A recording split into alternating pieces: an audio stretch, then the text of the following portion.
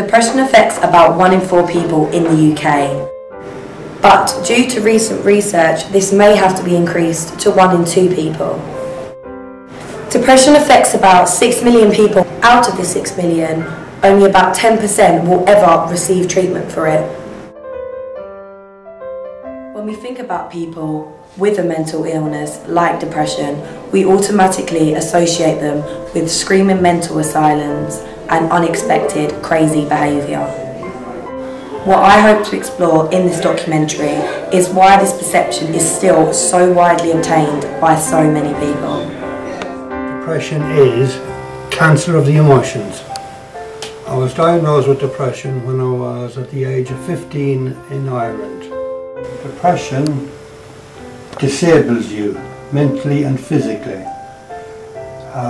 You feel tired, you feel sad, you have no energy, you don't want to go on, you feel like taking your own life, you feel like things will never change. I do feel that some medications can be helpful, but they do have side effects.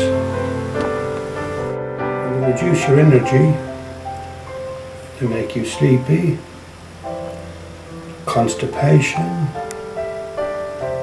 tremor of the fingers, blurred vision. So my name is Mary Yates and I'm one of the matrons in the hospital here. Everyone's different. Everyone comes to treatments with a different set of problems. We might like to think, oh, we can say, oh, he's got depression, he's got schizophrenia, he's got a phobic disorder, he's got obsessional compulsive disorder. We have to recognise and understand where people are at when they come to treatment. For people with mental health problems, they've been so ill for so long that their depression has become chronic and severe. And I think for those people, they always need the medication. I don't like taking medication. I feel very guilty about it. Well, it's stigma attached. You know, you're a weakling, there's something wrong with you.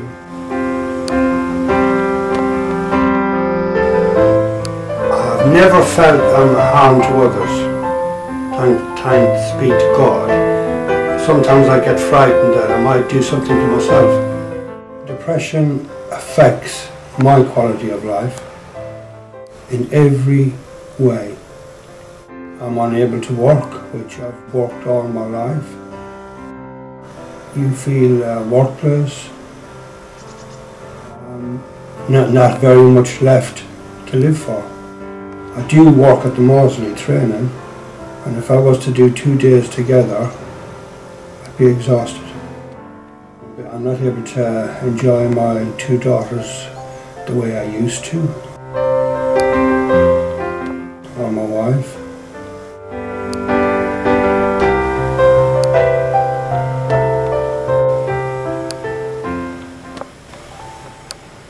It was very, very unpleasant.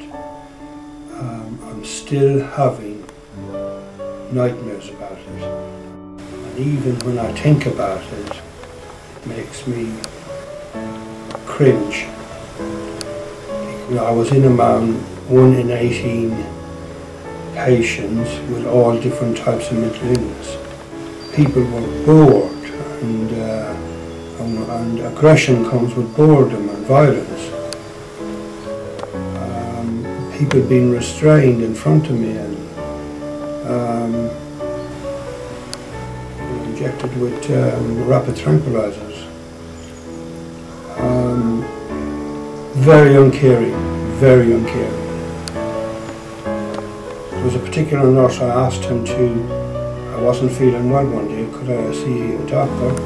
Asking him numerous times during the day, was the doctor coming? He said, yeah. When he went off duty, this nurse, I asked another nurse what was happening with the doctor. I explained to her, I'd asked numerous times, and when she checked on the system, no request for a doctor was made. So therefore this nurse lied to me all day. And when he was next on duty, I challenged him about it, along with other issues, and lied to my wife as well on the phone, and I got over excited and arguing with him, and he pressed the panic button, and I was restrained by 7 red nurses. I've definitely seen people who get angry and frustrated, but they do that the same as you and I do when I feel I'm being blocked to get what I feel I rightly deserve. Well, you were given some sort of a liquid to drink. It's supposed to relax your muscles, and that was it. And I think if we're really good at looking after patients, our job is to help them and to be able to ask for what they want, to communicate that in a way that we will try our best to help them despite the restrictions that we have to work with them. 1 in 4 people suffer with some form of mental illness. Everybody on this earth has got mental health. We have to look after our mental health. People with mental health problems, they can work, they can have a social life, they can do things what normal people do, be treated differently. But it goes back to the 19th century when the term for mental illness was you were a lunatic. Basically, I've rounded a group of students up from my college to find out their opinion on what people would be like with mental illness. Can I just say mental case? Lonely. Crazy. Danger to themselves. Inconclusive. Detached. Really unstable emotionally. Lonely. Sad. Volatile. Crazy. Uncertain, unsure, afraid. Just up and down. Rude. Suicidal. Scared. Sad. Unhappy. Well, thinking about stigma in relation to mental illness is a big, big issue. And I would have to say that I think one of the main reasons why there's such a negative attitude towards people with mental health problems is down to the mass media. 70% of all coverage related to mental health and mental illness is negative. So you will see headlines that describe mentally ill people as bad and dangerous. And until the press really go to town on exposing mental illness in a positive way, stigma and discrimination will never change. The media are beginning to demonstrate a positive outlook to people with mental illness because there is so many celebrities and stars coming out now and saying that they've had various types of mental illness. I don't know if you've heard the good news that the Department of Health has injected some more cash into the A Time to Change campaign.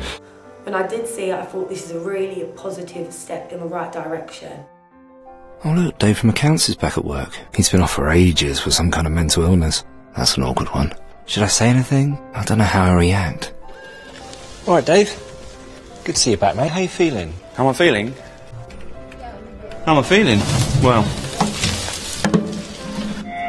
this song goes out to the guy standing in front of me holding the green folder who just asked me how I was feeling, thereby highlighting the fact that I've been off for a bit with mental health problems. Thanks a lot. Speaking. How am I feeling? Pretty good, thanks. Yeah. Good days and bad days, but yeah, glad to be back at work. Cheers for asking. No worries. How are things with you? Yeah, great, can't complain. Yeah. The only way to lift it is the media to keep coming out with positive articles about mental illness. They are the one that's got the power to change this, nobody else. The biggest change for me has been in the environments that patients experience. And I'm really proud of the fact that we're trying very hard to change all of our ward environments. I think we pay a lot more attention to patients' privacy and dignity. When I saw the campaign, I thought that it would end a lot of stigma, but it seems that the viewing time for this campaign is completely plummeted, and it just looks like a very expensive blip almost. Stigma is still 100% there. We still live in a society where people with mental illness are frowned upon. It's time to talk. It's time to change.